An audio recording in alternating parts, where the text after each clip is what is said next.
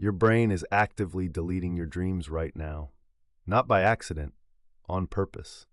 And it started the second you opened your eyes this morning. Wait, on purpose? That sounds like something I should be upset about. My brain is just erasing things I lived through. Lived through is a stretch, but yes. And here's the wild part. The system doing the erasing is the same system that decides what you remember forever. Same machinery, opposite result. Okay, that makes zero sense to me. If it's the same system, why does one thing stick and the other just dissolves? It comes down to a chemical that your brain basically shuts off during REM sleep, the stage where almost all your vivid dreaming happens. No chemical, no save file. What chemical are we talking about? Like something I've heard of. Norepinephrine, it's one of the big ones, involved in focus, alertness, stress response. During REM sleep, your brain essentially fires the norepinephrine department. So the thing that helps me remember stuff just clocks out while I'm dreaming? Exactly. And without norepinephrine, your hippocampus, the part of the brain that converts experiences into long-term memories, basically can't do its job. It receives the dream, but can't file it. That's like writing something in disappearing ink. You see it, it feels real, and then it's just gone. That's actually a perfect analogy. The dream exists in short-term memory for a few minutes after you wake up. That's your window. Miss it, and it's gone permanently. So that thing that happens where you wake up knowing you had this intense dream, and by the time you get to the kitchen, it's just vapor? That's the window closing? That's exactly it. And it closes fast. Studies show that within 5 minutes of waking, half of a dream is gone. Within 10 minutes, 90% has vanished. 90% in 10 minutes. That's brutal. So every single morning I'm losing basically everything? Every morning. And that's not a flaw. Researchers now think it's the whole point. But we'll get to why in a minute, because it's not what you'd expect. Okay, but before the why, I want to know more about REM, because I always hear REM sleep this, REM sleep that. What's actually happening in there? REM stands for rapid eye movement. Your eyes are literally twitching behind closed lids. Your brain is firing almost as actively as when you're awake, but your body is completely paralyzed. Paralyzed? Every night? That sounds terrifying when you say it out loud. It's actually protective. Your brain paralyzes you so you don't physically act out your dreams. There's a condition called REM sleep behavior disorder, where that paralysis fails, and people literally punch walls and jump out of bed mid-dream. Okay, so paralysis is the good option. Got it. And this is also when all the memory forgetting stuff is happening? During REM, yes, norepinephrine is low, hippocampus is in low save mode. But here's something interesting. You have multiple REM cycles per night. The longest one is right before you wake up, which is why morning dreams feel the most vivid. Oh, that explains so much. The dreams I almost remember are always the ones right before my alarm goes off. Exactly. A full night has 4 to 6 REM cycles, each getting longer. Your first cycle might be 10 minutes of REM. Your last one can be 45 minutes to an hour of pure dreaming. An hour of dreaming I'll never remember. I feel weirdly robbed right now. Hold that feeling. Because there's a researcher named Alan Hobson at Harvard, who spent decades arguing that dreams are basically just neural noise. Random signals, no meaning, forgotten because they're garbage. I mean, that's kind of harsh, but also kind of relieving, like I don't need to decode them. That was the dominant view for a while. Then other researchers pushed back hard. Deirdre Barrett at Harvard, different camp, showed that people who write down their dreams regularly solve creative problems faster. Artists, engineers, scientists. Wait, so dreams might actually be useful? Even if we forget them? The process might be useful, even if the content is forgotten. Think of it like defragging a hard drive. The result matters, not the individual file moves you'd never read anyway. Okay, so the brain is doing housekeeping, processing stuff. I can accept that. But you said forgetting is by design. So what's the actual design? Here's where everything flips. Ready? The leading theory now isn't that your brain forgot to save dreams. It's that your brain deliberately avoids saving them. Because if it did, you wouldn't be able to tell the difference between what actually happened and what you dreamed. Oh wow. So if I remembered every dream perfectly, I'd wake up genuinely confused about whether things actually happened? Yes, your brain would have thousands of vivid memories of things that never occurred.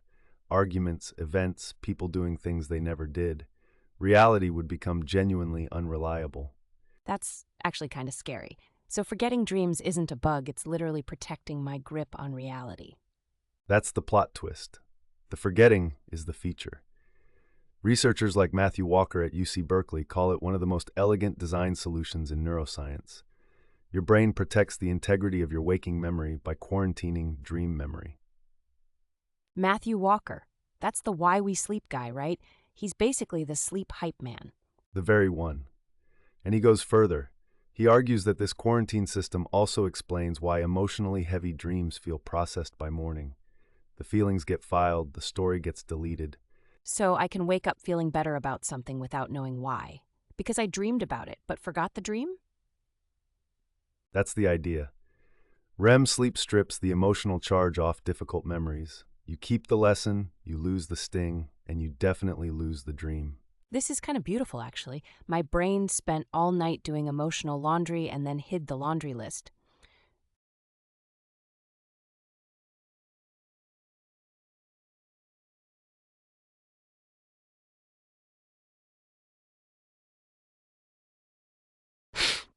So people with insomnia or depression might be stuck with unprocessed emotional stuff because they're not getting good REM. That's an active area of research. There's evidence that antidepressants that suppress REM, which many do, can sometimes slow emotional recovery, even while they help in other ways. It's complicated. That's the kind of thing nobody tells you. Your medication might be helping your chemistry, but messing with your nightly brain cleaning cycle. That's why sleep researchers keep pushing for REM to be taken seriously as its own health metric. Not just total hours, but quality REM hours. They're not the same thing. Okay, but I want to go back to something. You said some people remember dreams better than others. What makes the difference? Is it just waking up at the right moment? Waking up during or right after REM is the biggest factor. That's why alarm clocks that monitor movement and wake you at the lightest sleep stage actually do help recall. But personality plays a role too. Personality? Like some people are just naturally better at remembering dreams? People who score high on openness to experience, a big 5 personality trait, consistently report more dream recall. Also, creative professionals, people who meditate regularly, and interestingly, introverts more than extroverts. Of course, introverts remember their dreams. They're probably in there journaling about them. Not far off. Dream journaling genuinely strengthens recall over time. Your brain starts treating dreams as worth encoding because you keep asking about them, like training a muscle. So if I want to remember more dreams, I just write them down every morning. And eventually my brain gets the hint. Within about 2 weeks of consistent journaling, most people see a significant improvement in dream recall. You're essentially teaching your brain that this content has value, and the encoding process responds. 2 weeks. That's it. And what about lucid dreaming? Because I feel like that's connected. People who lucid dream seem to remember everything. Lucid dreaming is when you become aware you're dreaming while still inside the dream. And yes, the moment you gain that awareness, activity spikes in the prefrontal cortex, which is usually nearly offline during REM. That spike seems to help lock in the memory. So waking up inside a dream actually wakes up the memory-making part of your brain. That's kind of incredible. It's one of the reasons lucid dreamers in lab studies show different brain signatures than regular dreamers. You can actually see the prefrontal cortex light up on fMRI scans the moment they signal they're lucid. They wave their eyes in a pre-agreed pattern. Wait, they can communicate from inside a dream? By moving their eyes? That's one of the most sci-fi real things I've ever heard. Completely real. The eyes aren't paralyzed during REM. That's why they twitch. Researchers have had two-way communication with lucid dreamers inside dreams since the 1970s.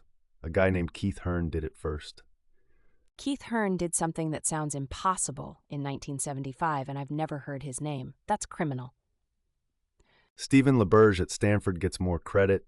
He ran larger studies in the 80s and basically built the science of lucid dreaming into what it is today.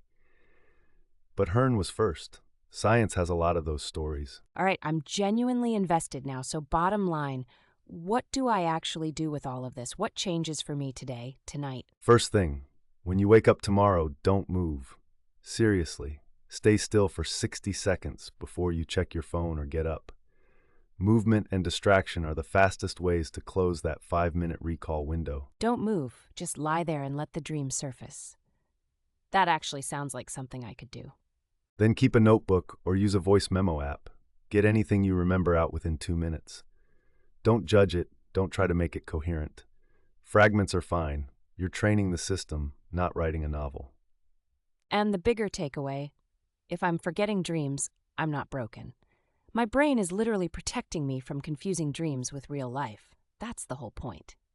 Exactly that. Your brain forgot your dreams this morning, not because it failed, but because it's been doing this perfectly for your entire life. The forgetting is the feature. And honestly, that's the most human thing about it.